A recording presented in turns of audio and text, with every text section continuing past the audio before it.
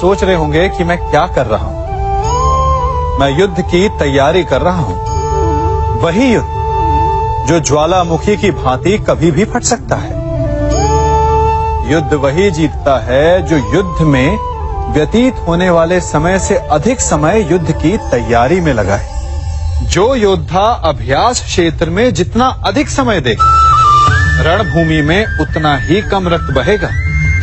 एक सामान्य लौह और तीखी तलवार में अंतर यही है कि एक तीखी तलवार को कड़ी अग्नि परीक्षा से होकर जाना पड़ता है, लौहकार की मार खानी पड़ती है। एक तलवार जितनी पीड़ा सहेगी, उसका वार उतना ही प्रबल होता है। इसलिए पीड़ा से घबराए नहीं, उसका सामना करें, उसका अभ्यास करें, क्योंकि यही अभ्यास जीवन के युद्ध में आपको विजयश्री बनाता है। जब मेघ छाते हैं तो क्या होता है? अंधकार छा जाता है। मेघ गरजते हैं, बिजलियां कड़कती हैं, वर्षा होती है। सभी पशु अपने आश्रय स्थल पर जाकर छिप जाते हैं। मनुष्य अपने घरों की ओर दौड़ते हैं और सभी पक्षी अपने घोंसलों में जाकर छिप जाते हैं। परंतु एक जीव है जो गरजते मेघों को, कड़कती बिजलियों को, भारी वर्षा को भी हरा देता है। वो जीव है बाज, क्योंकि वो समस्या की जड़ों से ऊपर उड़ता है। वो गरजते मेघों से, कड़कती बिजलियों से, भारी वर्षा से, इन सब से ऊपर। यही अंतर है हारने वालों में और जीतने वालों में। ये युद्ध हार और जीत का नहीं, समस्या और सोच का है। यदि आप अपनी सोच को छोटी रखेंगे तो समस्या बड़ी हो जाएगी, और यदि आप अपनी सोच को बड़ी रखेंगे तो समस्या छोटी हो जाएगी। दो मनुष्यों के मध्य होता है, परंतु विजय सदैव एक ही मनुष्य को मिलती है। जबकि समान रूप से दोनों शक्तिशाली होते हैं, समान ज्ञान प्राप्त करते हैं। कारण, दो प्रकार के लोहे होते हैं, एक ठंडा, एक गरम। कभी सोचा है? लोहकार लोहे को लोहे से ही काटता है, परंतु सदैव ठंडा लोहा ही गर्म लोहे को काट पाता है। और यही नीति मनुष्यों पर भी लागू होती है। जब युद्ध होता है तो जिसके मन में ईर्ष्या होती, जलन होती, आक्रोश होता है, वो गर्म लोहे के समान। और जिसका मन शांत होता है, जिसका मन संयम से बंधा होता है, वो ठंडे लोहे के समान है। और वही ईर्ष्या और द्वेष नामक गर्म लोहे को काट सकता है। इसलिए यदि जीवन के संग्राम में विजय प्राप्त करनी है तो अपने मन को शांत रखें, क्योंकि गर्म लोहे की भांति ईर्ष्या और क्रोध जैसे भाव को रखने वाला मनुष्य सदैव शांत स्वभाव के मनुष्य के समक्ष निर्बल है। शक्ति ईर्ष्या और क्रोध में नहीं, शांति और संयम में है। सभी बड़े सदा यही कहते आए कि यदि आगे बढ़ना है तो अपनों का साथ दो।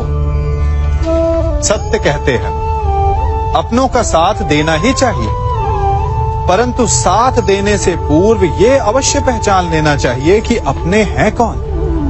क्या अपने वही होते हैं जिनके साथ हमारा रक्त संबंध होता है, या अपने मित्र? अपने वो होते हैं जो हमें सद्कार्य के लिए प्रेरित करें, हमें आगे बढ़ाएं, हमारा साथ दें। और वो जिनका साथ देने से समाज का नाश, धर्म की हानि हो, वो सगे हो करके भी सगे नहीं होते। इसलिए जब अपनों की परिभाषा का चुनाव करें तो उन्हें अपना माने जो आपका साथ दे, उन्हें नहीं जो हमें अज्ञान के मार्ग पर ले जाएं। सीमा एक रेखा ही नहीं, एक परिभाषा भी है। सीमा हर किसी की होती है, प्रेम की, धैर्य की, मित्रता की और शत्रुता की भी। और जो सदैव सीमा में बंधे रहते हैं वो सामान्य मनुष्य बनकर रह जाते हैं, परंतु जो समय आने पर सीमा तोड़ देते हैं वही भविष्य बनाते हैं। क्योंकि सीमा केवल आपको मर्यादा में नहीं रखती, आपको बांधती भी है। अब ये आप पर, मुझ पर, हम सब पर निर्भर करता है कि ये जाने कौन सी सीमाएं हमें बांधती हैं और कौन सी सीमाएं शक्ति के नए मार्ग समक्ष लाती हैं। इसलिए सीमाएं तो जो कर सकते हो उससे अधिक करने का प्रयत्न करो, तभी नई सीमाएं बना पाओगे। भाग्य क्या है? जो आपने किया उसे भोगना भाग्य है, या जो आपके पूर्वजों ने किया उसका फल भाग्य है? नहीं, भाग्य वही है जो आपने किया, क्योंकि हर मनुष्य को अपने कर्मों के फल भुगतने होते हैं। इसलिए यदि जीवन में कुछ भी करें तो उस पर अपनी दृष्टि अवश्य रखें, क्योंकि आपके एक कर्म का फल आपका भविष्य बदल सकता है।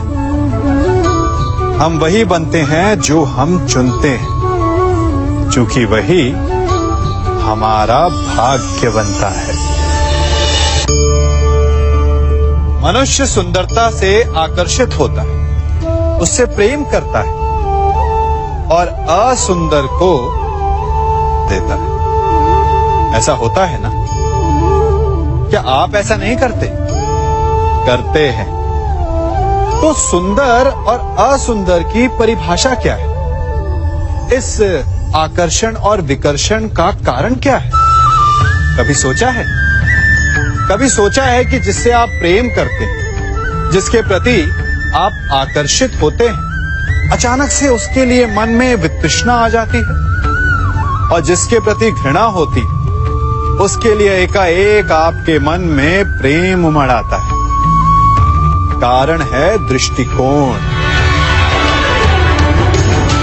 क्योंकि सुंदरता आपके मन में होती है, आपके सोच में होती है, आपके दृष्टिकोण में होती है। इसीलिए किसी को कीचड़ में खिला हुआ कमल सुंदर लगता है, और किसी को निर्मल चंद्रमा में भी कलंक का धब्बा दिख जाता है।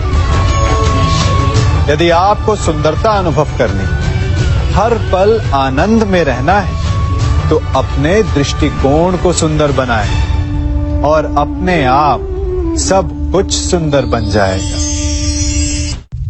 हम अपनी सोच और संसार की मान्यता के अनुसार अपने विचार बनाते हैं। जैसे सत्य कहना धर्म है, असत्य कहना पाप, सहनशीलता धर्म है और क्रोध करना अधर्म, उपकार करना, जीवों पर दया करना धर्म है और निष्ठुर होना अधर्म।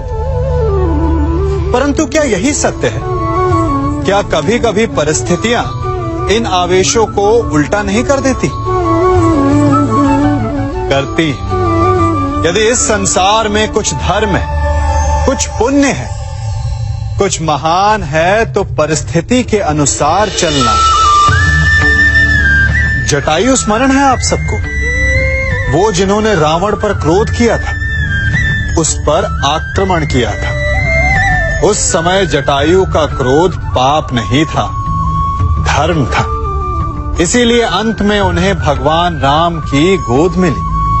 और कुछ ऐसे भी होते हैं जो धर्म को सहनशीलता समझकर हर अन्याय को सहते हैं और अंत में वो बाणों की शैया पाते हैं। यदि कोई पशु या व्यक्ति अकारण आक्रमण करके किसी निर्दोष के प्राण लेने की चेष्टा करे, तो उसके रक्षा हेतु उसका वध कर देना पाप नहीं, समय की मांग है। क्योंकि आक्रमण भी आत्मरक्षण ही है। यदि किसी दुष्ट की सहायता करने से सामान्य मनुष्य को कष्ट पहुंचे, पीड़ा पहुंचे, तो उसे सहायता ना देना ही धर्म है। अकारण क्रोध अस्वीकार्य है, परंतु यदि क्रोध से कुछ शुभ हो, पाप बाहुभीत हो, तो क्रोध और दंड भी धर्म ही है। संसार का सबसे बड़ा पाप क्या है? असत्य बोलना, हत्या कर देना, चोरी करना या किसी का अपमान करना। संसार का सबसे बड़ा पाप है किसी निर्बल को सताना, और संसार का सबसे बड़ा दंड भी उस निर्बल के मुख से निकली हाय है। आप देख रहे हैं मैं क्या कर रहा हूं? मैं लौह पिघला रहा हूं, और ये लौह पिघलता है इस चमड़ी की बनी धूनकी से निकली हवा से। तनिक सोचिए, एक मृत पशु की खाल से बनी धूनकी इतने कठोर लोहे को भस्म कर सकती। ठीक उसी प्रकार आप चाहे जितने भी शक्तिशाली क्यों ना हो, यदि आपने किसी निर्दोष, किसी निर्बल को सताया, तो उसके मन से निकली हाय और उसका श्राप आपके जीवन को भस्म कर सकता है।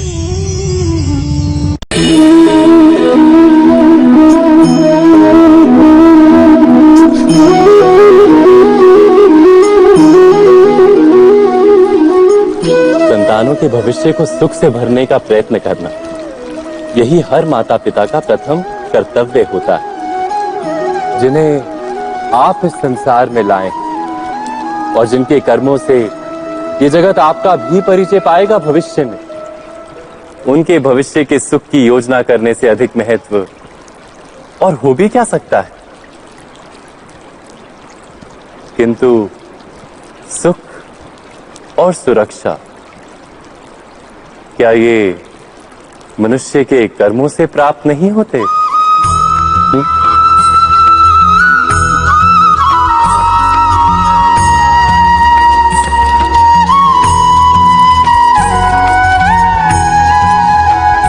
माता पिता के दिए हुए अच्छे या बुरे संस्कार, उनकी दी हुई योग्य अथवा अयोग्य शिक्षा, क्या आज के सारे कर्मों का मूल नहीं?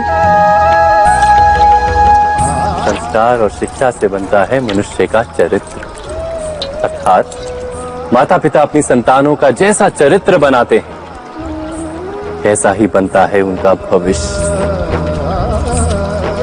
किंतु फिर भी अधिकतर माता पिता अपनी संतानों का भविष्य सुरक्षित करने की चिंता में उनका चरित्र निर्माण का कार्य भूल ही जाते।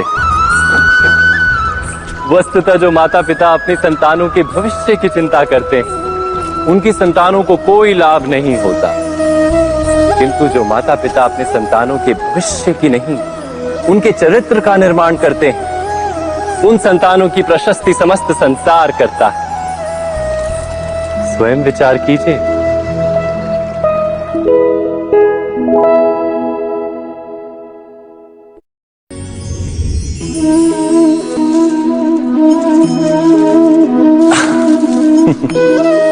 मनुष्य के सारे संबंधों का आधार है अपेक्षा। पति कैसा हो जो मेरा जीवन सुख और सुविधा से भर दे, पत्नी कैसी हो जो सदैव मेरे प्रति समर्पित रहे, संतान कैसी हो जो मेरी सेवा करे, मेरा आदेश माने।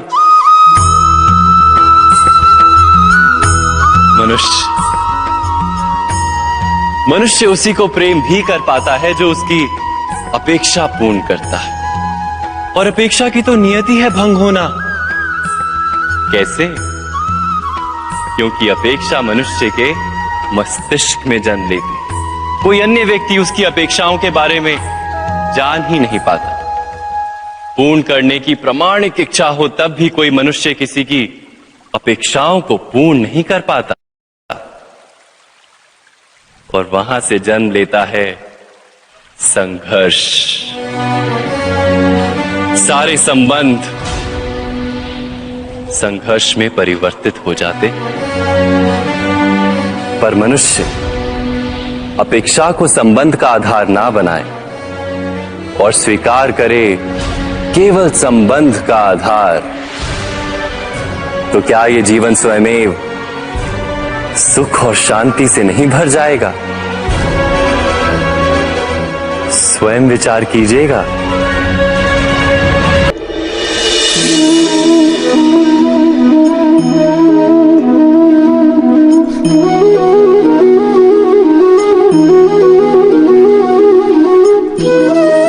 जीवन का हर क्षण निर्णय का क्षण होता है। प्रत्येक पद पर दूसरे पद के विषय में कोई निर्णय करना ही पड़ता है और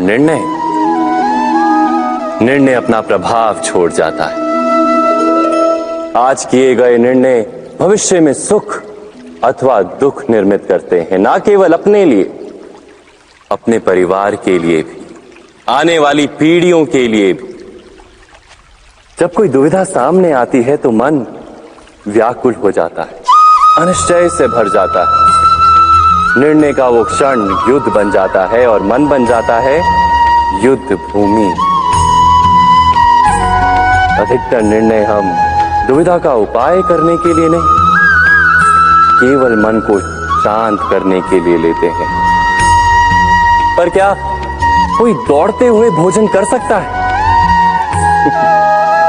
नहीं। तो क्या युद्ध से जूझता हुआ मन कोई योग्य निर्णय ले पाएगा? वास्तव में शांत मन से जब कोई निर्णय करता है तो अपने लिए सुखद भविष्य बनाता है। किंतु अपने मन को शांत करने के लिए जब कोई निर्णय करता है तो वो व्यक्ति भविष्य में अपने लिए कांटों भरा वृक्ष लगाता है। स्वयं विचार कीजिएगा।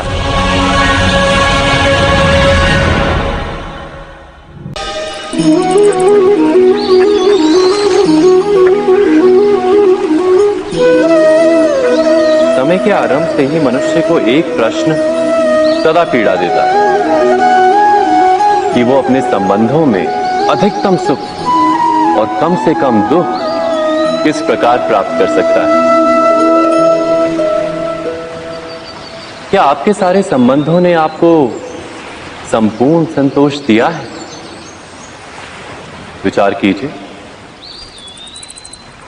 हमारा जीवन संबंधों पर आधारित है, हमारी सुरक्षा संबंधों पर आधारित है। इसी कारण हमारे जीवन के सारे सुखों का आधार भी संबंध है। किंतु फिर भी हमें संबंधों में ही अधिकतर दुख क्यों प्राप्त होते हैं? सदा ही संघर्ष भी संबंधों से ही उत्पन्न क्यों हो जाते हैं? कभी विचार किया है? जब कोई व्यक्ति किसी अन्य व्यक्ति के विचार अथवा कार्य को स्वीकार नहीं करता, उसमें परिवर्तन करने का प्रयत्न करता है, तो संघर्ष जन्म लेता है। अर्थात जितना अधिक अस्वीकार उतना ही अधिक संघर्ष, और जितना अधिक स्वीकार उतना ही अधिक सुख। क्या ये वास्तविकता नहीं? यदि मनुष्य स्वयं अपनी अपेक्षाओं पर अंकुश रखे, अपने विचारों को परखे, किसी अन्य व्यक्ति में परिवर्तन करने का प्रयत्न ना कर स्वयं अपने भीतर परिवर्तन करने का प्रयास करे, तो क्या संबंधों में संतोष प्राप्त करना इतना कठिन? अर्थात क्या स्वीकार ही संबंध का वास्तविक अर्थ नहीं? स्वयं विचार कीजिए।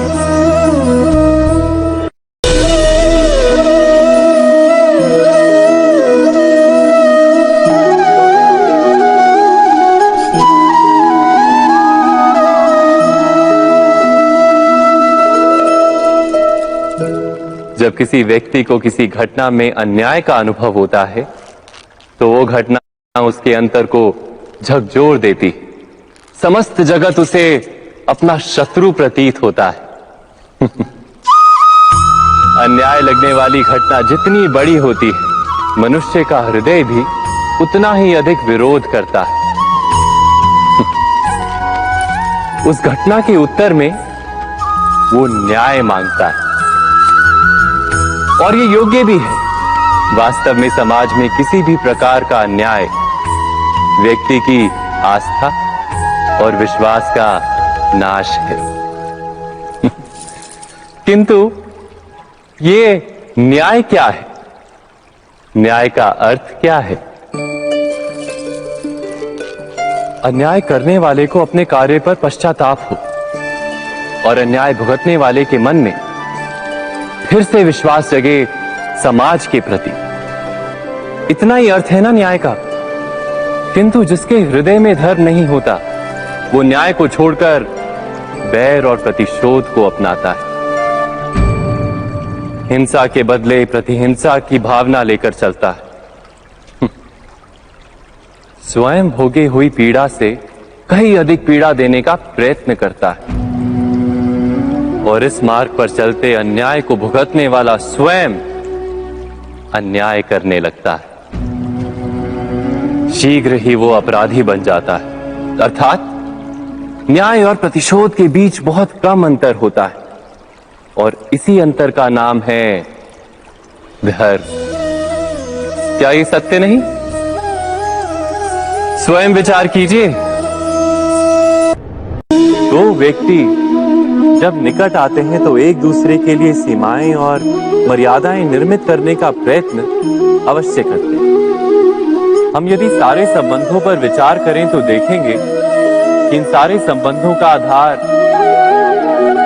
यही सीमाएं हैं जो हम दूसरों के लिए निर्मित करते हैं। और यदि अनजाने में भी कोई अन्य व्यक्ति इन सीमाओं को तोड़ता है तो उसी क्षण हमारा हृदय क्रोध से भर जाता है। इन सीमाओं का वास्तविक रूप क्या है? क्या हमने कभी विचार किया? सीमाओं के द्वारा हम दूसरे व्यक्ति को निर्णय करने की अनुमति नहीं देते, अपना निर्णय उस व्यक्ति पर थोपते, अर्थात किसी की स्वतंत्रता का अस्वीकार करते हैं। और जब स्वतंत्रता का अस्वीकार किया जाता है तो उसका हृदय दुख से भर जाता है और जब वो सीमाओं को तोड़ता है तो हमारा हृदय क्रोध से भर जाता है। क्या ऐसा नहीं होता?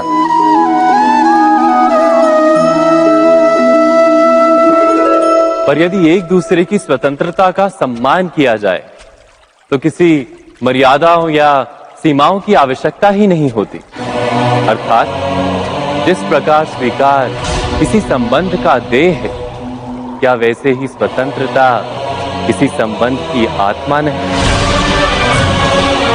स्वयं विचार कीजिए।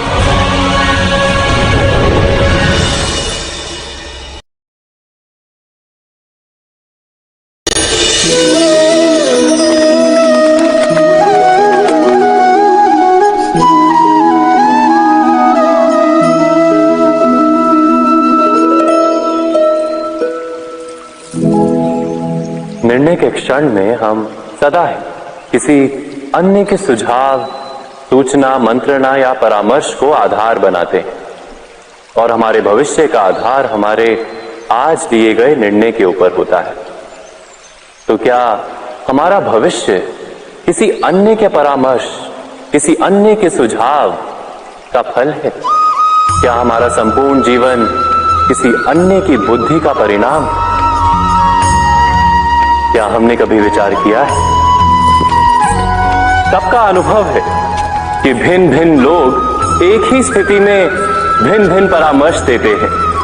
मंदिर में खड़ा भक्त कहता है कि दान करना चाहिए और चोर कहता है यदि अवसर मिले तो इस मूर्ति के श्रृंगार चुरा।